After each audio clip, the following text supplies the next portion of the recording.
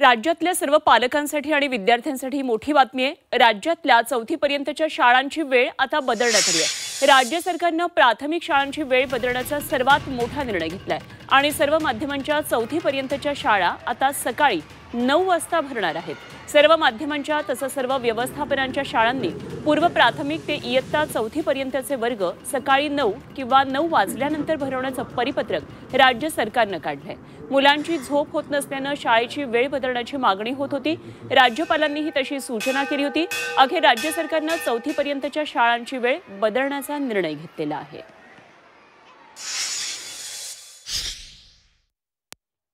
सरकारने महाराष्ट्रातील सर्व शाळा या शैक्षणिक वर्षापासून लहान मुलांच्या ज्या शाळा आहेत ज्या 4थी पर्यंतच्या आहेत या 9 नंतर करण्याचा निर्णय घेतलेला आहे।